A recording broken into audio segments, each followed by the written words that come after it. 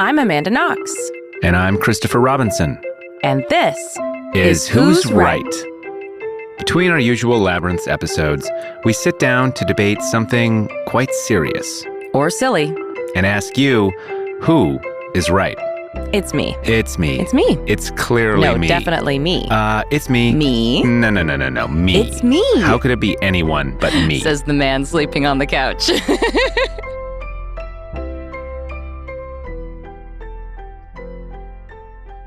Today, we're talking about free speech. Makes sense. Well, it's kind of a crucial time for free speech here on the eve of an election. Yeah, and with a scary second assassination attempt. Yeah. Why is that a thing again? Why is that a fad? Assassination attempts? Yeah, I thought we got over that in the 70s. Like, why was that such a big thing in the 70s? I think it would still be as big of a thing today. It's just that in the arms race between the assassinators and the assassination preventers, the preventers have had the upper hand for quite a while due to advances in surveillance technology and so forth, and metal detectors, all kinds of things. It's so much easier to try and shoot somebody 50 years ago.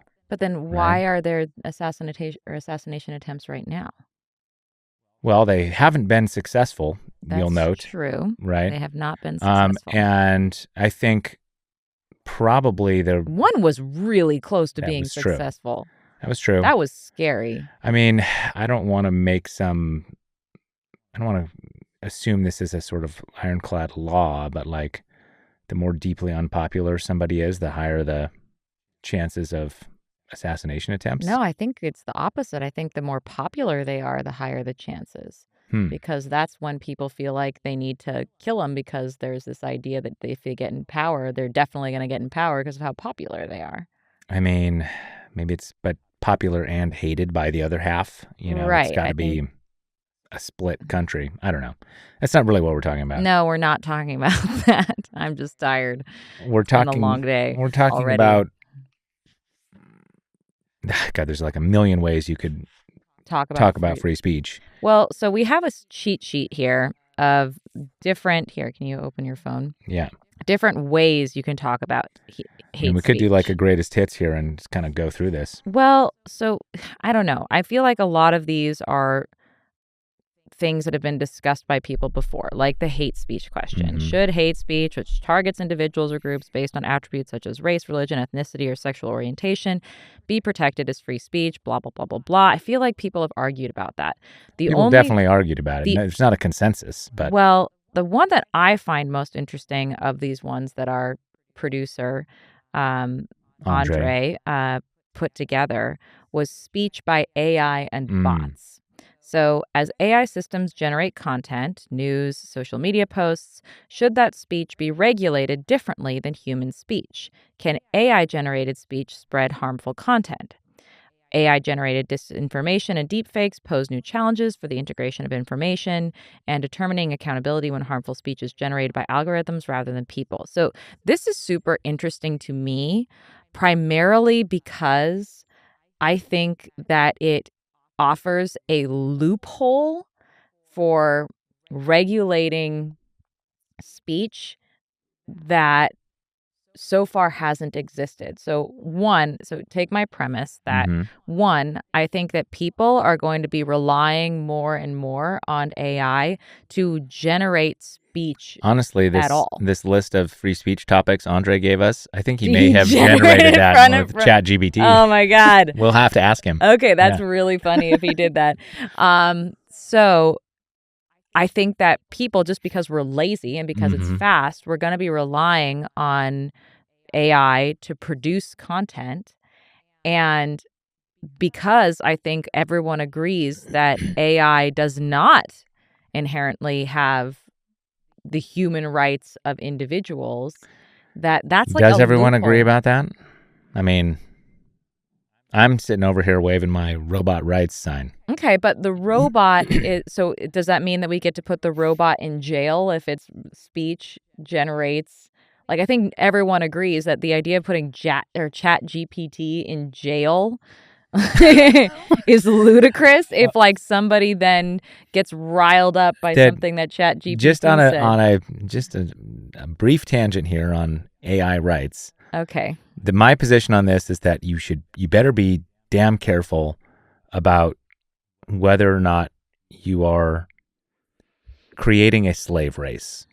Sure. That the Yes. stakes are so high that if there's even a chance that this thing is sentient and has, feelings and thoughts and emotions, all that stuff that we think of as the valuable inner life of a human, then we ought to be respecting its autonomy in the way that we do humans. So what does that mean? What does that look like, though? We can't make it work? What do we, like, what? Yeah, you can't just make it a slave, yeah.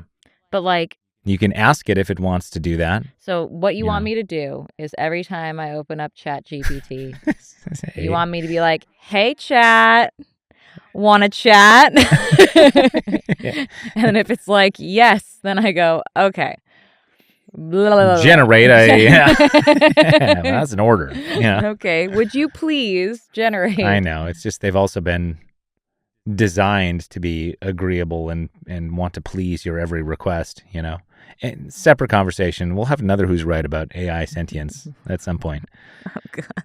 But no, we're not going to put Chat GPT in jail. But I think right now the question you put is... the human in jail who got the content generated from Chat. I mean, I guess here's the thing. Like, who's regulating? There are regulations, right? Like, people have imposed restrictions. I think I have the way to cut through this Gordian knot. Okay. It's pretty simple. It's about amplification, I think. So if somebody, say person X, Xavier, Mr. Xavier wants to say something in the public square, pass out a leaflet, whatever, right? Uh-huh. He's got the right to do that. That's part of his free speech. Now let's say he generates the text that goes on his leaflet and through Chat GPT. Uh-huh. I think, again, his free speech rights are the ones being respected when he hands out that leaflet, even though he's the one who put the prompt in, he's the one who decided to distribute that speech, etc. The big difference is when you use bots to amplify the spread and the reach. So, like, this is freedom of speech versus freedom of reach. You skipped over a moment of regulation here, which is, and this is the point that I think the baby's crying. That's a cat. Okay. So there is a like what he can write on that leaflet himself versus what kind of text a AI can produce. Mm-hmm. There is the opportunity for a limitation. Like, say he wanted to make a Nazi pamphlet, and so he typed in the prompt. That's legal. No, hold on. Some, like, horrific anti-Semitic craziness, and the Chat GPT was like, produce, horrific Nazi anti-Semitic blah, blah, blah. And the Chat GPT says, sorry, I can't do that. Then that is a moment where it's like, okay, that's been regulated. So if you really want to make your leaflet about Nazis, you have to physically think the words yourself and write them down. In this case, you're getting into the question of should private companies be held. Yeah, and I think the obvious answer is they should have autonomy to restrict the tools and the spaces they create. So ChatGPT is a tool created by OpenAI. They don't have to allow it to create hate speech. They don't have to allow DALL-E to create nudity. What about, so they've restricted the kinds of things that they've allowed it to produce. What about that weird thing where, like, what was the AI that was making historically inaccurate? That's all of them at various points in their development. Yeah. Okay, so, like, but that was because there was, like, a hidden code to the prompt. Was that what was happening? I think you're thinking of, this was someone's image generator. I forget whose image generator. It might have been Microsoft or might have been Google, I don't know. Mm-hmm. But people were asking for a picture of Roman centurions, and then they'd be the panoply of races that you'd see in a Right, right, United right, Colors of Benetton ad. right. And that's because they had put their finger on the scale But to like by to inputting, they had a diversity, button that they're hitting behind the scenes to say, make sure you output diverse people in images. And the AI is not smart enough to know that if you're generating images of, historical yeah, representations of things, yes. Okay, so, but again, that's the prerogative of the person who it's a made it. tool made by a private company. So they're Yeah. allowed, yeah. All right. And, those companies have immense power. And I think it's worth discussing how you might want to regulate them and what you might want to allow them to do. But I think the stronger argument for, say a space like Twitter or X, whatever, Instagram, any of these social media platforms, they're also private spaces. And they're not, in my opinion, the public square, the digital public square. What is the digital public There isn't square? one. There isn't some unified place that we all go to share Okay. our speech online. Well, It's a so bunch of, that raises the issue Mm. though, then in practicality, there is no public square because there's no physical space where we can get the message out to all the relevant people. It would be required in order to have some political opinion. Like there's literally no public square in which you can freely hand out your leaflet. Yeah, I mean, there never was one on a national stage where you could hand out a leaflet to 300 million people, whatever, right? Like the idea of a public square is a fundamentally local idea. And on a national scale, you attempt to have things like public broadcasting where the president can do an But address to so speak to I'm the trying nation, I'm trying to but think of what the equivalent of the guy with the leaflet in the public square. So he could mail things to other public squares and have his friend in public square number 2 hand out the same leaflets, but at that hmm point, can the mailman intercept and well, the determine? mailman is a government employee. Right. That's what makes it different. If it's UPS, yeah, UPS can say, we are a private company and we are not going to Ship your leaflet. ship your Nazi propaganda. But the U.S. mail should not be weighing what, that's the government. If the government starts saying we're not going to ship these leaflets, but we will ship those leaflets, they're now exerting control over what speech can travel, right? Okay, but you're taking the position that they should not regulate speech. Yeah, I mean, it's the fucking First Amendment, right? Well, okay, I'm just It's saying. in the Constitution.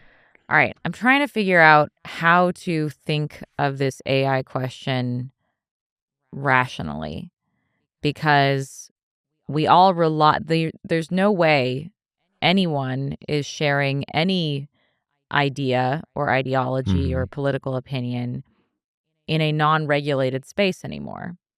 And that's not even an AI problem. That's just a people problem living in a digital world. I think there's several distinct versions of AI speech. You brought up a human using a tool like ChatGPT to create some speech that they want to disseminate in some way. That's one version. Another version is like creating a bot that just continually generates speech, goes out there on social media platforms and starts saying algorithmically generated things, Right. right? Now, some human has put in the prompt or tweaked the parameters of what they want that bot to be doing.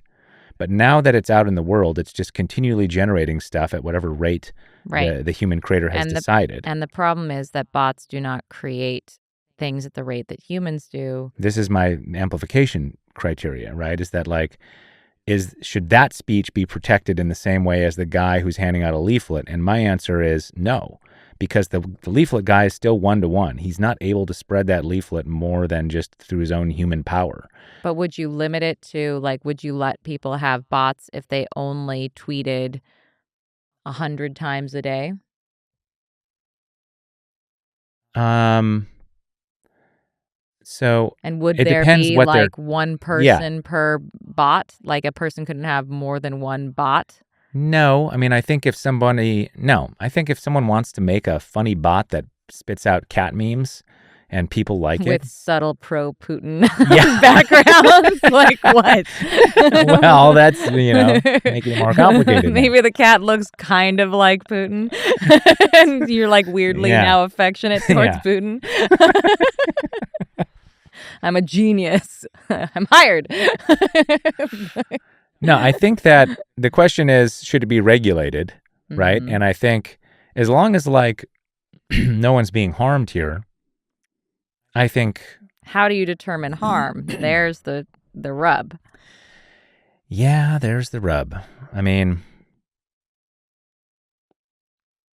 everybody's harmed by something. Yeah, I mean, if some individual is out there saying, I think that January 6th was, totally fine, right? I think that Trump didn't try to steal the election. Or right? how about let's just make this personal? I think Amanda Knox is guilty and should die. Yeah, I mean, we're talking about on a social media platform or something like that.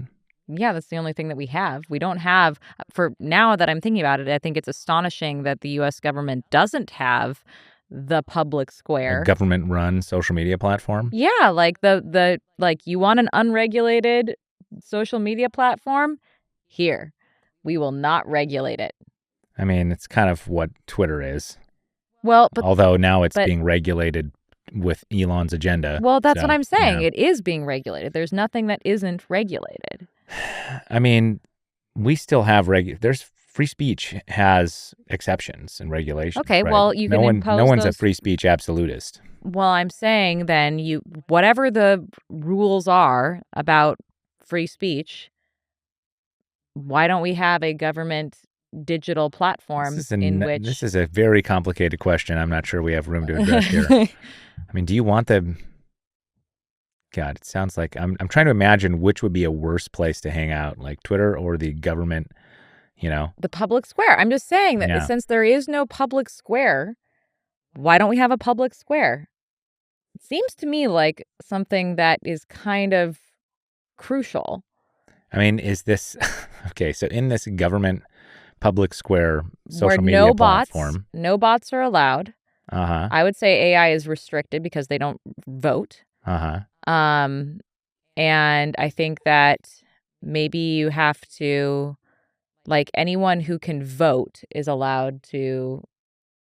And then the same speech rules apply. Same speech rules apply. You can't direct incitement to violence. No. You can't, can't do harassment. You can't dox people, blah, blah, blah. Yes. And it's free. Mm-hmm. And is it identity verified? I mean, I think the thing that the original a feature of the traditional local public square is that if you go up there and start acting like an asshole in your town square, you're going to face reputational costs but you in your town. Put out a leaflet without your name on it. You could just drop some leaflets in the morning before anybody's awake. You could. And then quietly disappear into the night. And that's still free speech, right? I think I might ban that. Yeah? Yeah, it's just it reminds me of that Mitch Hedberg joke of here, you throw this away. Yeah, except that's how people had to do it in Nazi Germany when they were trying to be anti-Nazi. Putting out little secret leaflets being if you have to do it secretly, does it matter if it's illegal? I mean, it's a way to inspire rebellion against, a horrific status quo. I don't know, I guess I'm just very anti papers that I don't want being... you just don't want to throw things in your recycle bin. You just hate that when we get ads. When I come back from a trip to the store and there's a thing on my windshield, I'm a little bit fuck you. I did not consent to you putting your advertisement on my windshield or your pamphlet about whatever it is you care about. Well, but... And if you're sitting there and passing it out and I have the choice... That's what it feels like, If I have the choice to take your leaflet, it's very different than if you're just plastering cars in a parking lot with your leaflet. I would ban that. Interesting. I think there are dire consequences to that. You think it empowers evil empires and disempowers rebellions? Yeah, but that brings the question then to, are you allowed to be anonymous on the digital public square that I've created for the government I think because no. because I think you can't because then there's no way to regulate whether there are bots. Like, Well, and I think even the bot question aside, anonymity generates all these horrible downstream effects. It has some really good effects for certain populations. The rebellion one you just brought up, there's marginalized people who don't feel comfortable. They can form a community if they're anonymous or pseudonymous. I understand that there's those benefits, but it also just makes everyone an asshole. And a big, big thing about the real physical traditional public square is that if you went up there and started shouting asshole-ish things, you would not be welcome in the local pub or in the church or in the butcher shop or whatever. technically, everyone's allowed in the church, Boo. Well, yeah, technically. You'd get dirty looks. You'd certainly get dirty looks. You're allowed to get, Yeah. you're going to be judged AF, Yeah. but you're allowed in. And like that social pressure helps create pro-social people and good neighbors and a good society. And like one of the reasons that those social media platforms are such hellholes is because even if people aren't anonymous, they're just so far away from having to interact with those people in any other realm of life outside of that space that because when you do go to your local grocery store, you're not there seeing the people that you were yelling at on Twitter earlier in the day. So, and even if you make this government space, like it's a fundamentally artificial thing to be able to interact over vast distances and time with people on the other side of the country, who you're never going to meet.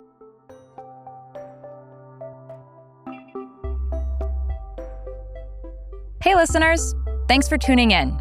This podcast would not exist without your support. We're all navigating our own personal maze. And you don't have to be stuck in a prison cell to feel trapped in your own life. Our mission with Labyrinths is to find growth and resilience through trauma, and we do that with a commitment to our core values. Curiosity in a time of outrage. Compassion as a tool for understanding. And the courage to ask hard questions and avoid easy answers. Please consider becoming a patron. Visit patreon.com/KnoxRobinson. For as little as $5 a month, you can get ad-free episodes and join our online community. We even offer signed books and live monthly video hangouts. So please, grow with us. Join our community. Visit patreon.com/KnoxRobinson. Well, but does that mean that there is an issue just in general with speech? And the problem with it is that we as humans are incapable of really honestly communicating with people who are far away because we can't imagine them. Yeah, is it a failure? Like, is the problem of free speech fundamentally a problem with our human minds and our inability to empathize and consider the humanity of people we can't see? And if that's the issue, if we're the problem, not speech, then do we have the right? I think it's not that we're the problem. It's that we just need to acknowledge that we evolved a certain way in a certain environment and we have certain impulses and instincts and cognitive biases. I don't have instincts to go online and insult people. I just don't understand. No, but you have instincts to not insult someone to their face, right? Most people have that instinct. But when they find themselves facing a little avatar on Twitter, that instinct is way less powerful because that person is not a realized person in front of them, right? So how does this return to free speech question? Well, you're not allowed to talk unless you can fully imagine the human being. No, I mean, I think that to me, it comes back to the freedom of speech versus freedom of reach thing. Right. So you're allowed to say whatever you want, but who's going to platform you? Yeah. Are you entitled to a book publishing company spreading your ideas far and wide? No. No one's entitled to that. Are you entitled to create a bot army that amplifies and spreads the message you want to spread 1,000 or 10,000 or 1,000,000 fold? But I think, No. so here's the issue though. While I agree that that makes sense, to have any kind of meaningful speech, at least in a political context, Mm-hmm. you have to have the ability to reach beyond what we physically are capable of sharing with the people around us. We all necessarily, to have any kind of political opinion, Mm-hmm. I mean, unless you count the only political opinion that counts really is your vote. But like, if you want to share ideas with people in any meaningful way, Mm-hmm. you have to rely on these platforms, because otherwise there's no way for you to get any message across. And that is a limit to someone's free speech. Like, Because you're shouting into the void otherwise, or what? right, because like you can shout to your neighbor next door about it, but like Mm-hmm. it's not going to have, like, no political opinion is ever going to have any kind of, like, maybe it could speak to a lot of people in the country, but you have no physical way of interacting with them.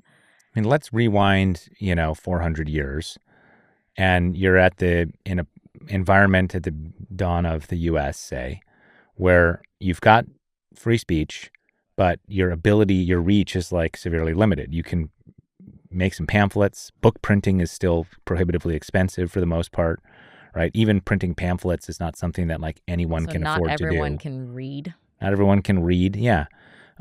And for the most part, if you really care about something that you want to convince other people of, you get on a literal box in a town square and you shout at people, right?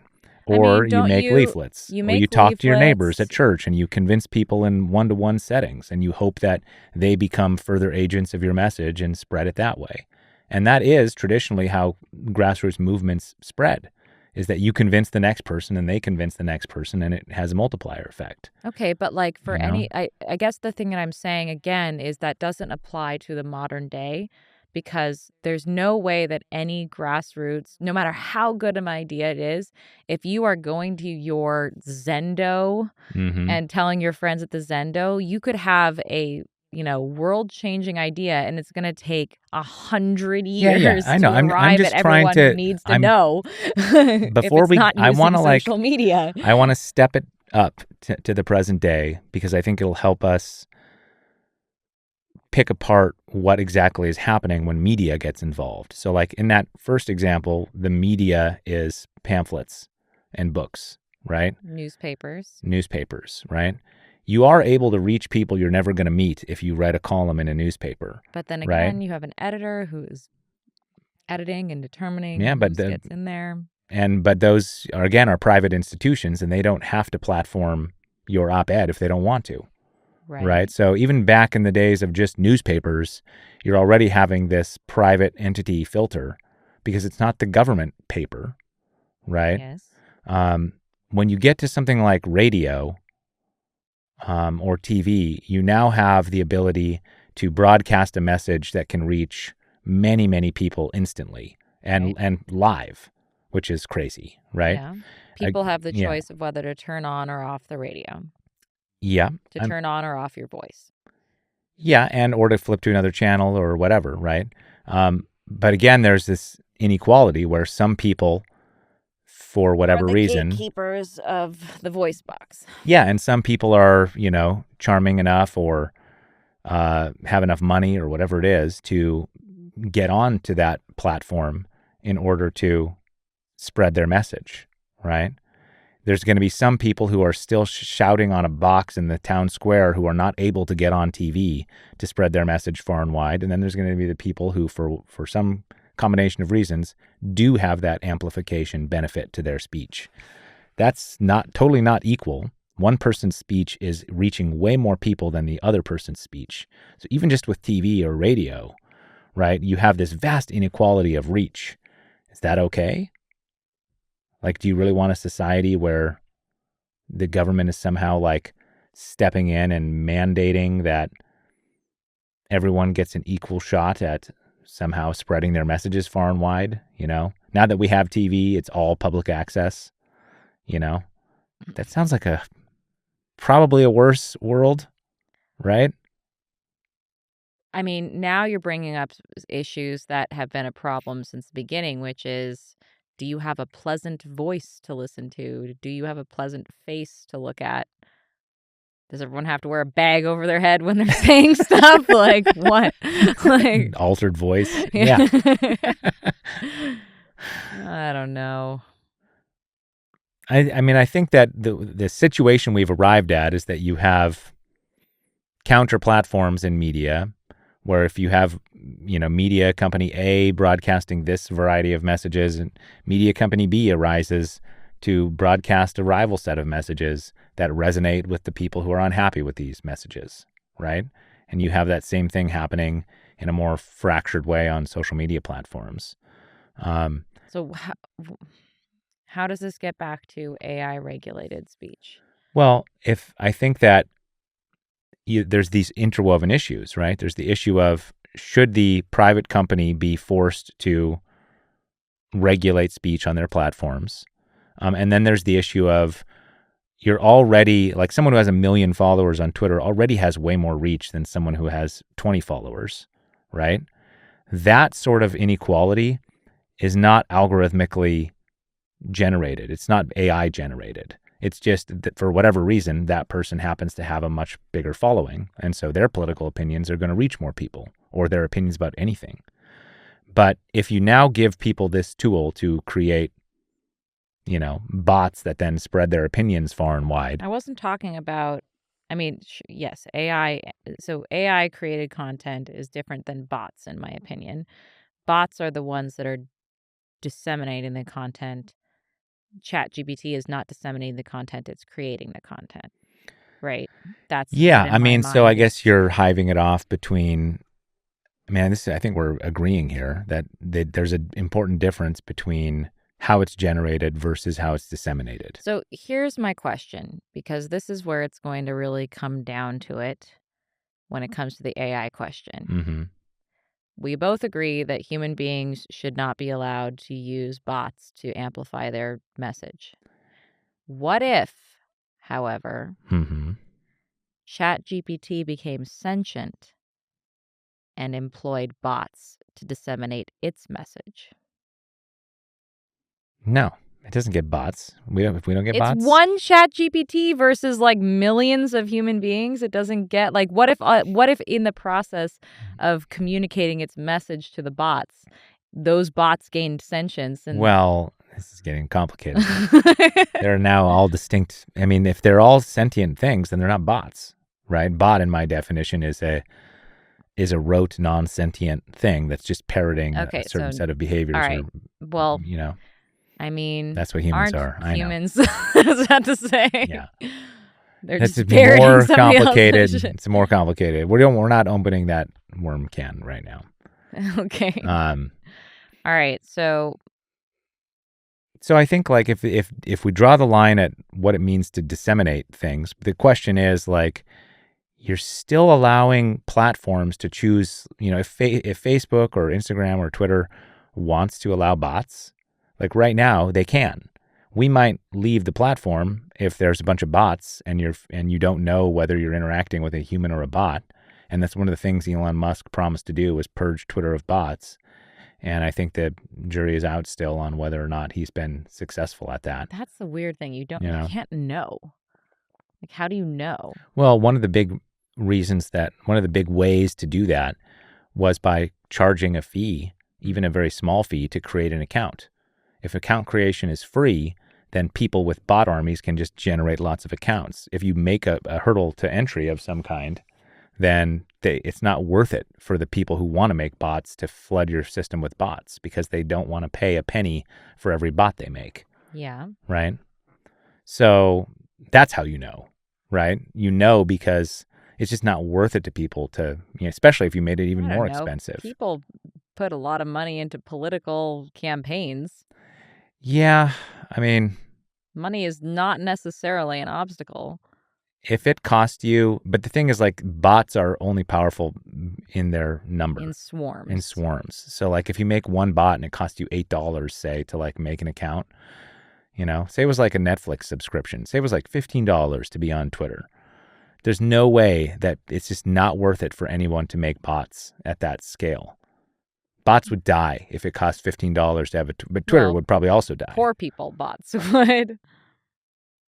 I mean, there would be some bots, I'm sure, still, but they would be like cat meme bots, Like they're not going to be the little guy saying little racist, barbs in your comments because he wants to sow division, because he's a bot created by the Russians meant to inflame our culture wars.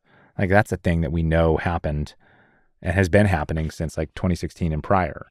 It's I'm like, just saying that people spend money on lots of things including, sowing division and yeah, creating warfare. So it's like, it seems like some people might consider that a cost of war. I'm just saying that like knowing that like it's a terms of service violation.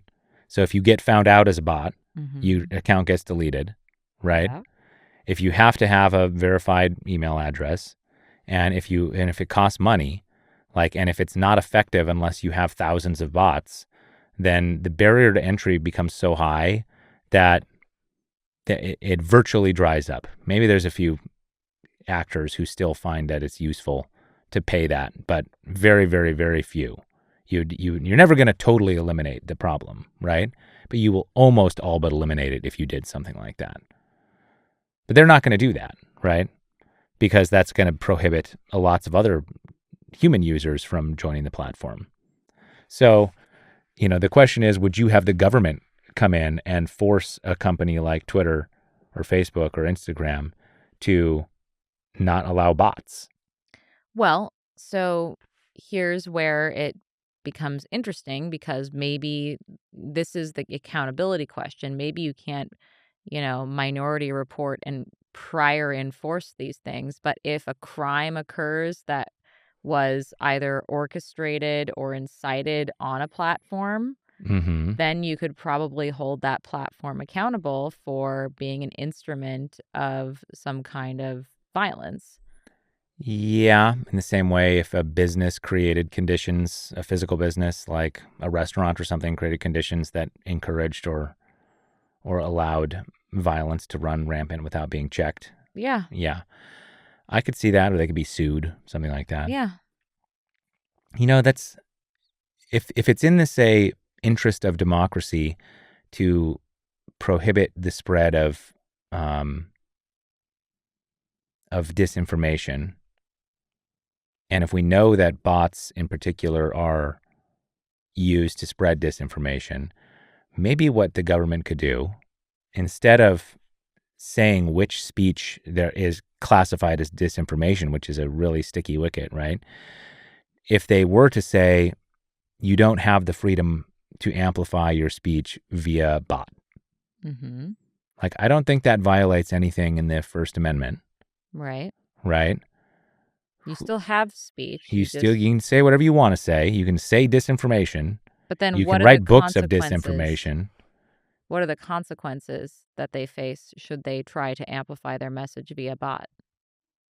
Do they get fined? But it would have to be, well, a platform. What you would do is you would fine The the platform. platform for allowing bots.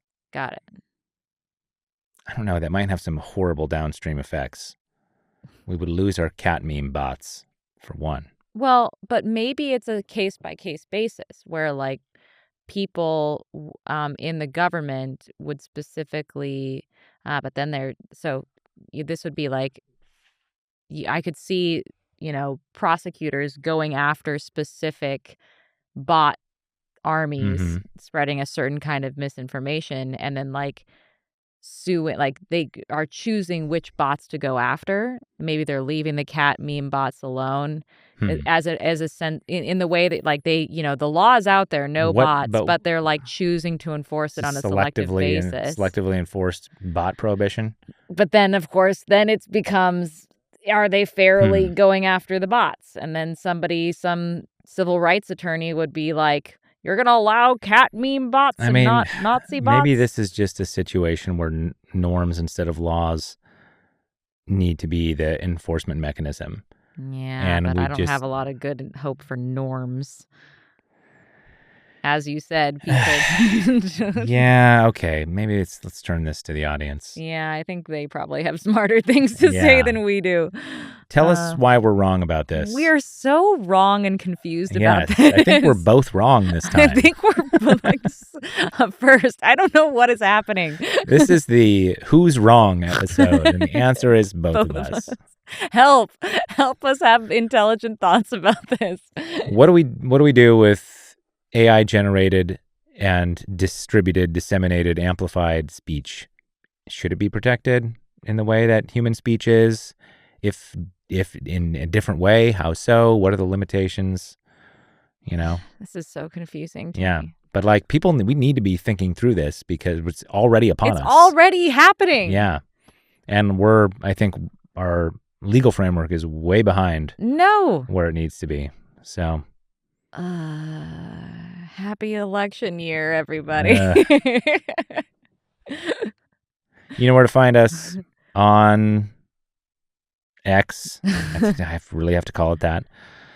At Man Under Bridge. At Amanda Knox. And various bots spreading our ideas. I don't think they're spreading our ideas. Well, you don't. I would be astonished if there was a bot that was spreading my Amanda ideas. Knox bot. So what I do know is there are people who pretend to be me online, but they're not bots, I don't think. I think they're just people who are pretending to be me for some reason. Which weirds me out. Yeah. Anyway.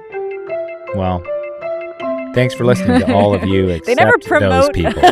They never promote our work, by the That's way. True. If you were at least going to pretend to be me, promote my work. Yeah. You know what would be a good way to pretend to be me? By doing my work for me. See you next time. Bye.